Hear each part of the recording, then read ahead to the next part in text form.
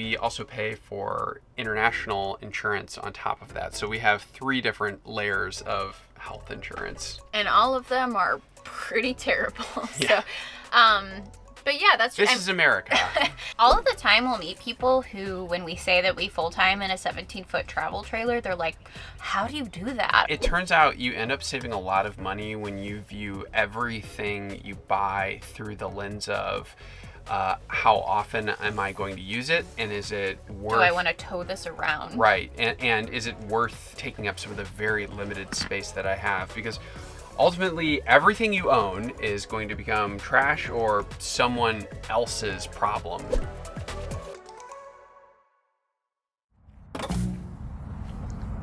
All right. Oh, stepping on it. Oh. Okay. Hey, this is totally normal. I'm Justin. And I'm Jess, and we're currently right outside of New Orleans as we travel from the southernmost point in the continental United States of Key West, Florida, all the way up to Tuktoyaktuk, which is the northernmost point that you can drive in Canada in the Arctic Circle. We've officially been living on the road for 4 months now, and we have definitely learned some things that we didn't know before we hit the road. So today we're going to be sharing 7 things that we wish we had known before RV life, just in case you are thinking about hitting the road full time too. But we haven't had coffee yet, so I'm gonna pack up the camera and we're gonna head inside, and we'll see you somewhere. I don't know. In the trailer. Okay. We are good and caffeinated and ready to talk about RV life, but before we get into that, I thought that it would be good to kind of introduce ourselves in case you haven't watched our channel before. Up until 6 months ago, I was a lawyer for Amazon. And I designed software and systems for UPS. And we lived in a 3-bedroom house in Seattle, which we promptly sold, and sold everything that we owned that didn't fit in this travel trailer in June of 2023. Yeah. I don't know if you have watched our videos before. We made a Q&A where we kind of talked about that big transition from corporate life to full-time content creator life. So definitely be sure to watch that if you want to know a little bit more about us and our story. But in a nutshell, we had been saving up to kind of take a 1-year sabbatical off of our corporate jobs and travel the world. And our travel blog that we've been running for uprootedtraveler.com. Visit uprootedtraveler.com for all of your travel advice needs.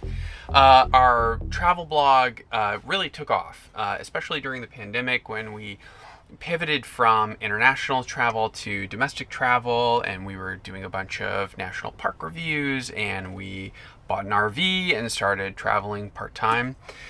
So our plans shifted and we quit corporate America, and now we run the travel blog and create content like these videos for you full-time. So let's talk about what the last 4 months have been like living in an RV full-time and what we have learned. So first up, I think is... We have a list. We wrote them all down because there's absolutely no way we could remember all of 7 things. First thing is everything takes longer than you think it will. This is probably the biggest. When you have a house, your toilets are connected to the sewer. You just don't think about it. Yeah, you just plug things into the wall. It works.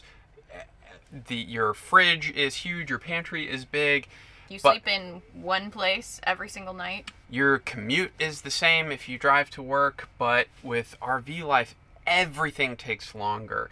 You have to plan out logistics for where you're going to dump your holding tanks. You've got to go to the grocery store like 10 times as often because if you live in a small trailer like us, our pantry is a lot smaller. Our fridge is a lot smaller.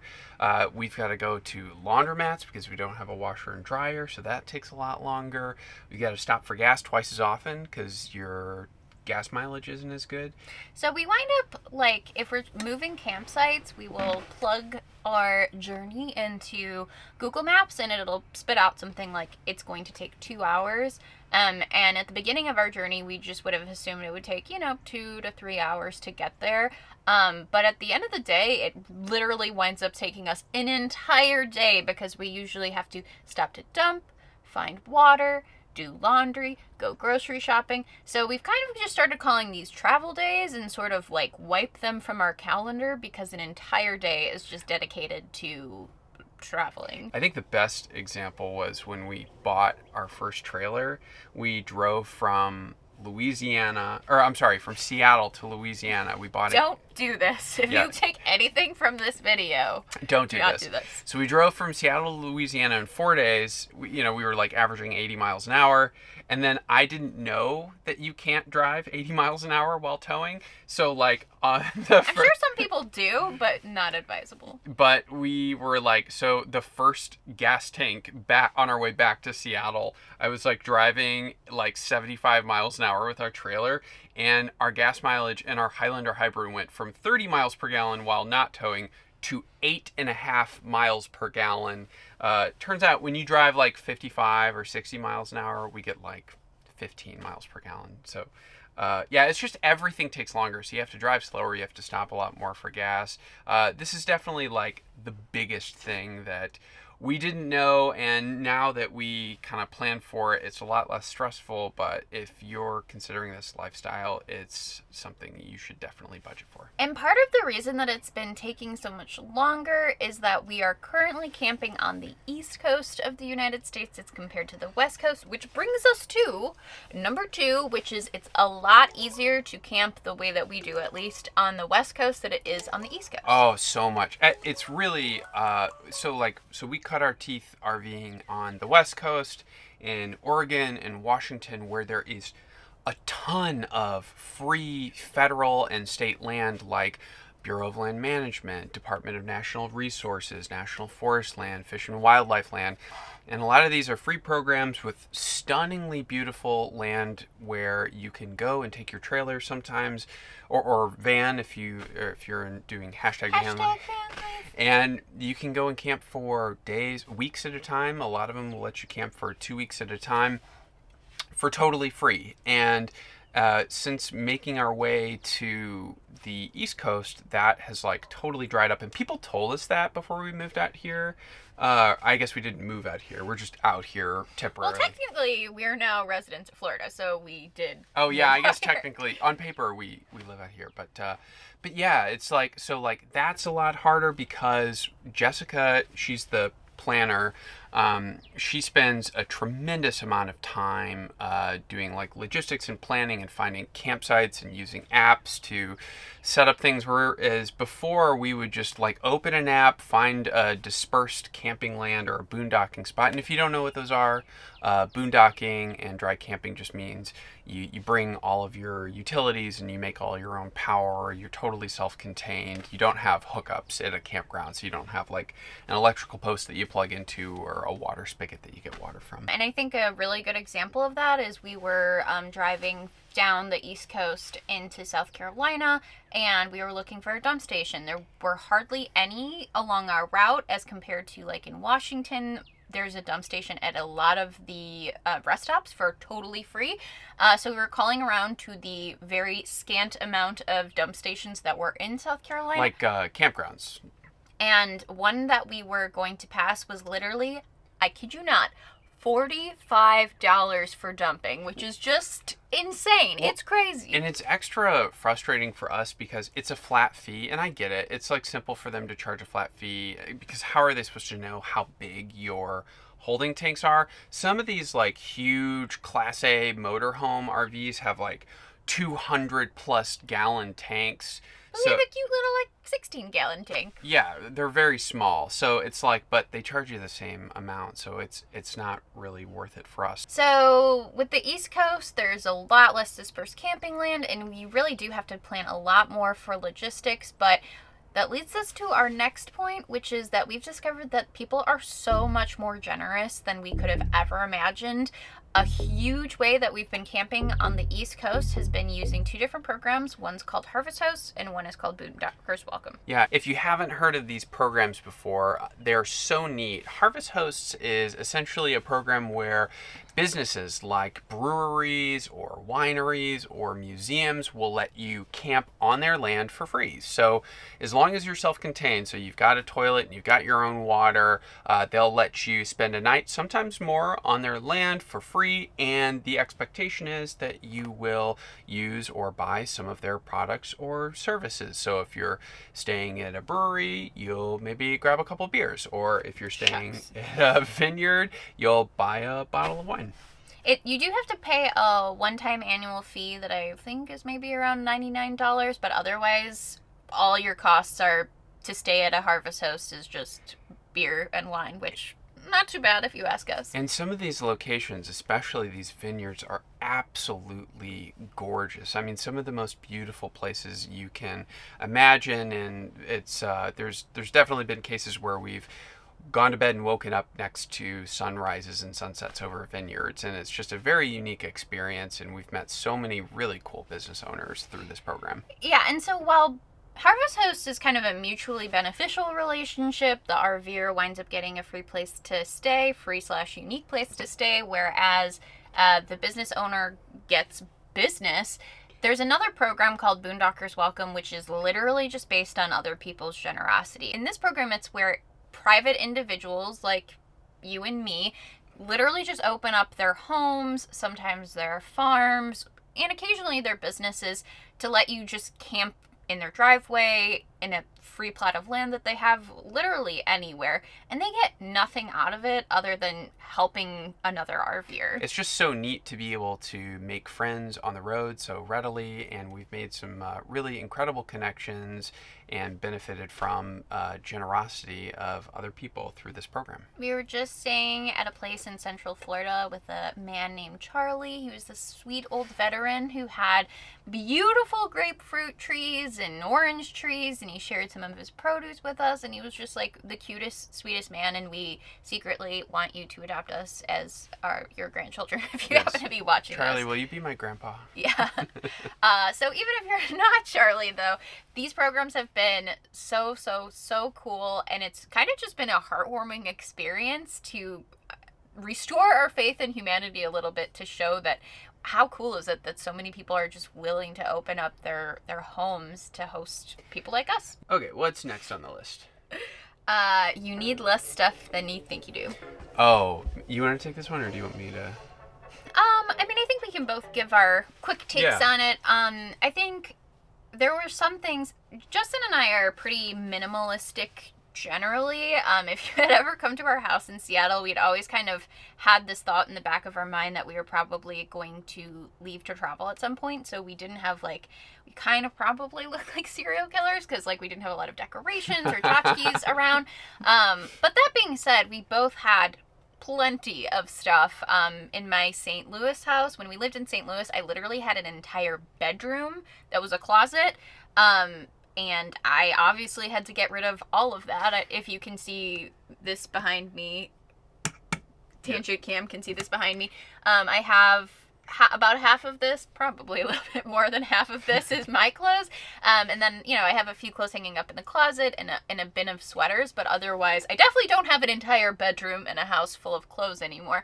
And I had other things that, while they didn't have a ton of utility, I had some emotional connection to them. I used to collect vintage Pyrex dishes, and I just had to sell all of them on Facebook Marketplace, which is just kind of heartbreaking. This was kind of a huge barrier to entry for me, at least. I remember when we were talking about our plans to transition to this lifestyle full time, probably at least a dozen times people would say, oh, I can't get rid of my tools, or I've collected all of these things and I just can't imagine doing without my blender or my KitchenAid mixer, and yeah, it's really scary, especially when you spend all this money. It was when we were selling all of our stuff and leaving our house in Seattle, it was probably one of the most trying experiences of my life, when we were going through all of our stuff and I had to, every single possession I owned, one by one, the belt I had bought 10 years ago that was hanging up in the closet and never wore, a Leatherman knife that I used to go camping, every single item I had to look at and evaluate and go, can we afford to tow this weight in the trailer? Do I need to throw it away or give it away or donate it? like that was really tough. But it turns out a lot of the things that I thought I needed to hold on to were things that I really needed because we owned the house, right? So like all of our tools, I was super worried about getting rid of our tools.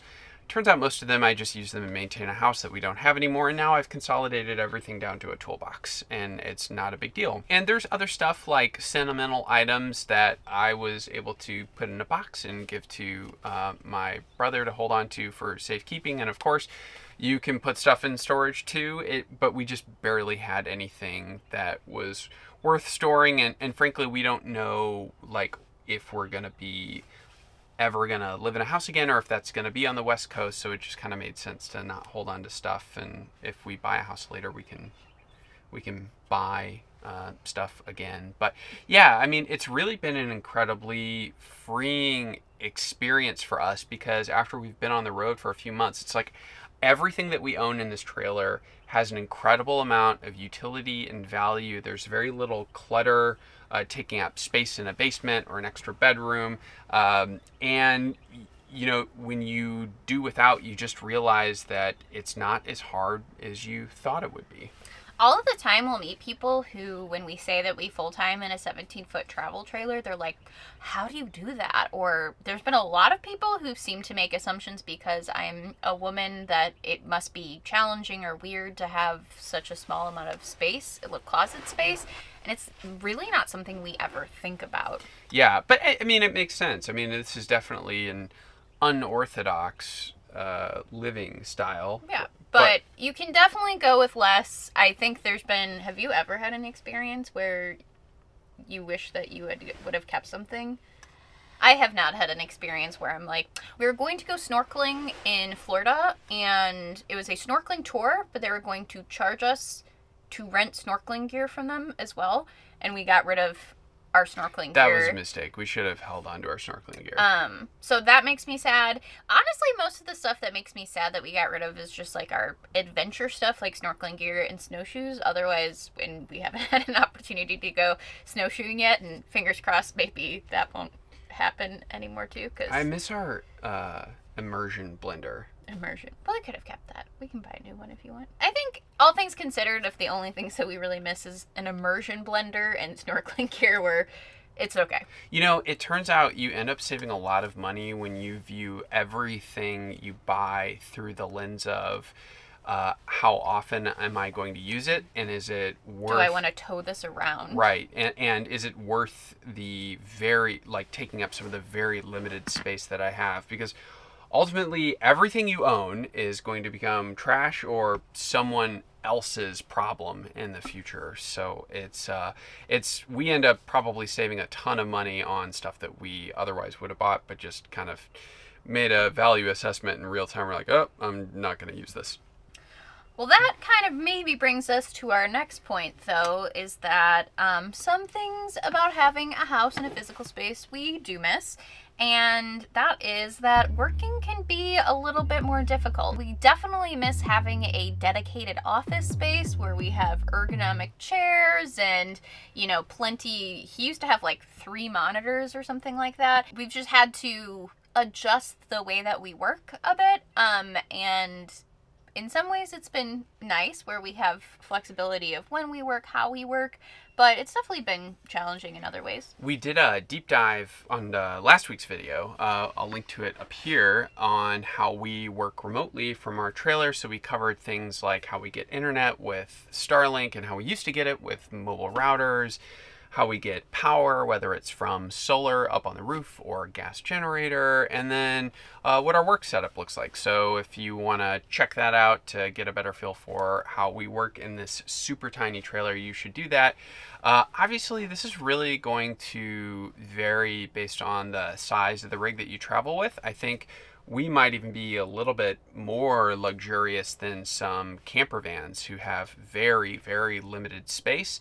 But there's other end of the spectrum too. I know that there's entire RVs, like I think Airstream, for example, maybe had made like an entire trailer that has like a dedicated office just for people who work remotely. So this is kind of like a self-imposed limitation. We like having a smaller space so that we can have a smaller vehicle to drive around with, but It definitely, the limitations exist. Yeah, but the trade-off is worth it for us because we are incredibly nimble. Our trailer can park in some very tight and small spaces that we can get for free or nearly free that we otherwise wouldn't be able to camp in if we had a longer trailer. And also having this very lightweight 2,500 pound 17-foot trailer allows us to tow with a Highlander hybrid that can get Awesome gas mileage! amazing gas mileage. It's like about 15 or 16 miles per gallon when we're towing,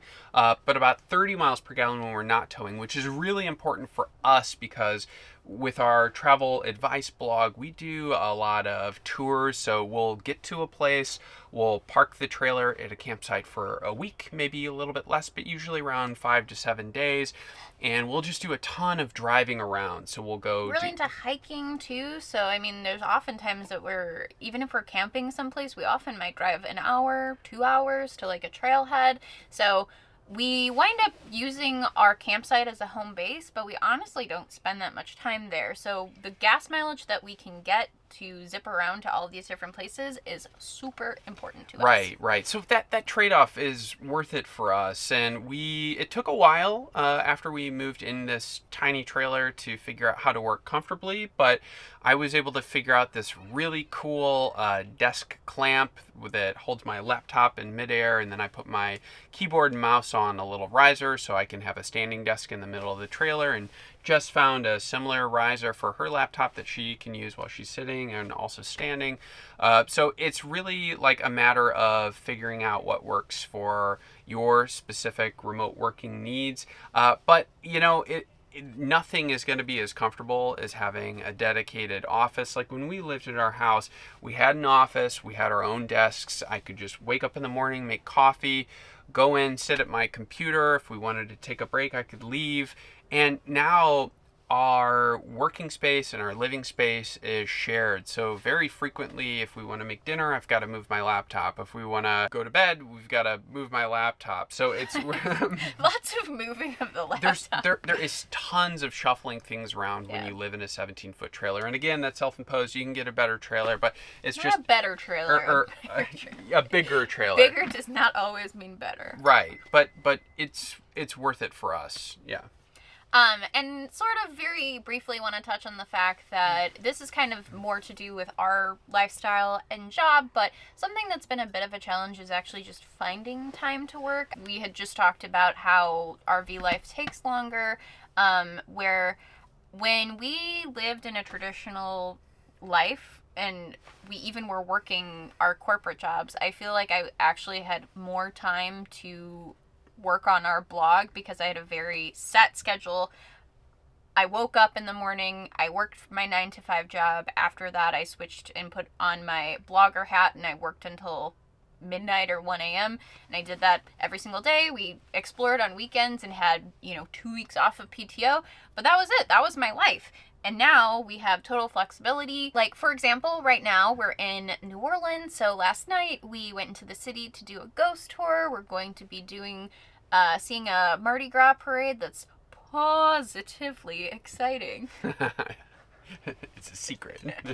And it's hard to balance when we should be out exploring and doing stuff, which is kind of why we wanted to transition to this lifestyle, to working, which is what allows us to live this lifestyle. So that's definitely been a challenge. Obviously, if you're working a 9 to 5 job and just doing it remotely in your trailer, you won't have that challenge. And your life is probably going to look pretty similar, albeit maybe slightly less comfortable. All right, number 6. The U.S. is set up for people who live at a physical address. To be honest, the first couple months that we were on the road, we had a kind of a difficult time, mostly because we were spending a ton of time figuring out the logistics of living on the road. Without getting too in the weeds, we had to move from Washington, which requires you to have a physical address, to Florida, which is one of the only states that allows you to be a resident without having a physical address. Yeah, we use this service called Escapees. It's an RV club. It's actually a physical campground where you can go stay, or some people actually live there, but it also serves as a P.O. box for us.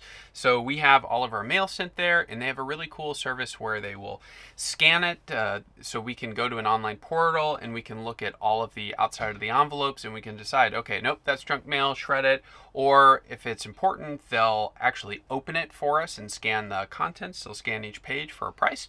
Or if it's really important, like an ID card or a package, they'll forward it to us wherever we're at, like with U.S. General Delivery. If you haven't heard of General Delivery, it's this incredible program through the U.S. Postal Service where basically you go to a website, you find out which postal office, there's normally just one in every city, that offers general delivery service. You put your name, Justin and Jess, general delivery, and then the zip code for whatever city you're in, and they will actually, the package will show up at that post office and they'll hold it for you for 30 days. So shout out to USPS. Yeah, it's a very cool program, and Escapees has been neat, and if you want to learn more about it, I'll link to it in the description below. And to be honest, not having direct access to our mail isn't exactly challenging for us. When we had a physical home, we were pretty bad about getting our mail. We probably got it like once every 2 months, and oftentimes our mailman would yell at us because our mailbox would get too full. It's just you get so much crap nowadays about like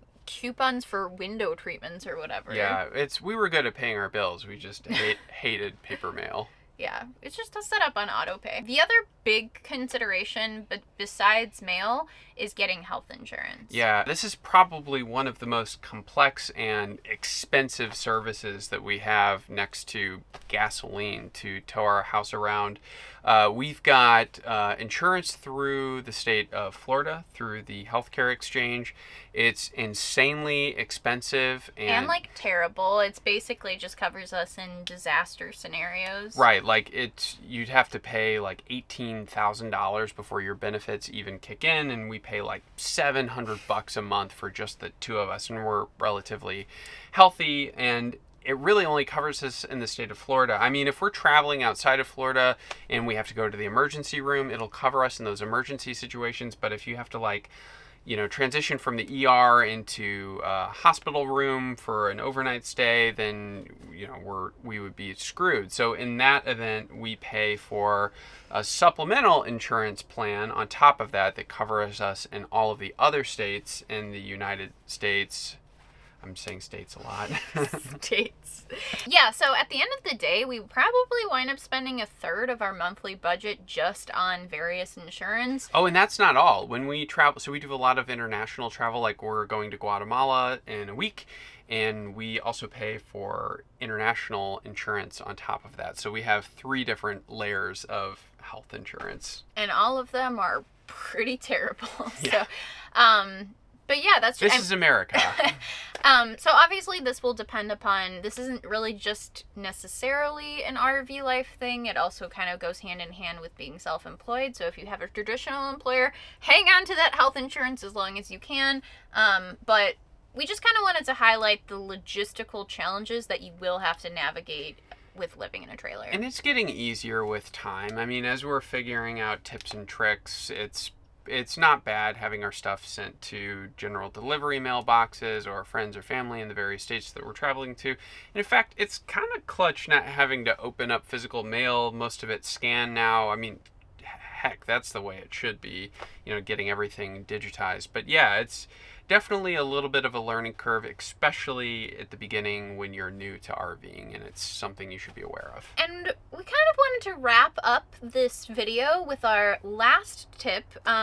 So we've just spent the last however long talking to you about our experience with RV life, but we wanted to say, do not let the opinion of others color your experience too much. Oh, totally. I mean, it's amazing when we started doing this, how many people said, don't go there, or make sure you don't buy this, or you're not going to live if you don't have that. And I think the biggest example, by far, is the living in the state of Florida. So many people were scaring us about moving to Florida, and I totally get it. I mean, I grew up, and for whatever reason, Florida, Florida man. Yeah, it's the brunt of a lot of jokes, and you just hear a lot of horror stories about the state, and I think people just have a lot of conceptions about what it is. Like, just assume it's Disney World and then, like, I guess a swampy wasteland besides that. But it's so much more than that. We just spent the last 2 months there and have fallen completely in love with it. From the Florida Keys with beautiful beaches to the Everglades, it's one of the most biodiverse places that you can go on the planet, to the beautiful springs. There's over 1,000 springs in Florida. We've been to like, what, 30 states now? And it's like instantly ranked in maybe our top 5. I mean, it's so incredible. And I think it really depends on who you are and how you like to travel. Like, obviously we don't spend a lot of time around the cities. Instead, we're travel bloggers and we do a bunch of natural tours, so we're always out in nature and doing exciting things and swimming with manatees. Oh, watch that video. We just swam with manatees a couple weeks ago. So, but if you're anything like us and you're outdoorsy and you like to be one with nature, one with nature, man. Like, this state is incredible, and I frankly feel kind of bad because so when we were leaving Seattle, we had an option. We could pick one of 3 states. It was either South Dakota, Texas, or Florida, and each have their pros and cons. And I was a little worried about moving here based on what everyone was telling us, and it turns out it's incredible for us. And I mean, it's not just Florida, too. There's been other examples of things people told us not to do or to worry about that didn't end up being the case for us. For example, I'm a frequent Redditor and subscribe to the RV Living subreddit, and I noticed this person complaining about how expensive RV life was, specifically that this single person was spending $50 a week on laundry. We're 2 people, and I'd say we do laundry regularly enough, and we spend about under $25 a month on laundry. Other people, will complain about they spend thousands of dollars on campgrounds. All of these things are choices. You don't have to spend thousands of dollars on campgrounds. You don't have to spend $50 a week on laundry. Right, and like, there are things that you can do to make camping more economically viable for you. Our trailer has a ton of solar panels to capture power from the sun and a ton of batteries to store it, and we go out of our way to find free water. So we do a lot of things and spend time making sure that we can save money in those areas, and we end up saving thousands of dollars a month compared to other people who buy full hookups so that they have utilities at their campsite every night. So it really, obviously that's an upfront investment in the cost of your trailer, but I think it really pays off long term, and it's worth it for us. So RVing can be as cheap or as expensive as you want to make it. I also want to point out too, something I wish I could hop in a time machine and tell 4 months ago, Justin, is give yourself grace. When we originally started on our journey from Seattle down to Florida, we had these expectations that it was going to be fun adventures every day. Like Instagram life, right? You wake up, you open the door, and there's a beach, and you're doing sunrise yoga on the beach. We have yet to do sunrise yoga on the beach in our trailer. But we were still figuring things out, and we were visiting with family and friends, and maybe we weren't as productive as we thought we were going to be originally, and we hadn't figured out our work setup, but slowly over time we started to figure those things out. And while we were having a good time, we were a little bit stressed initially, and in hindsight, we were learning. And I wish I had just given myself a little bit of a break and accepted that you're gonna figure it out with time. It's a little bit of a learning curve, and you're just gonna have to accept the fact that the first or second or third standing desk you buy for your trailer might not work out for you, but eventually you'll get there. Just cut yourself some slack, man. Yeah, so that's a bonus tip number 8. Cut yourself some slack, man. Please like and subscribe if you want to see more RV life content just like this. And if you have any questions about living in an RV, let us know in the comments below. We're happy to make other videos to get you on the road quicker. Otherwise, we will see you down the road. Bye. You hit record, right? No.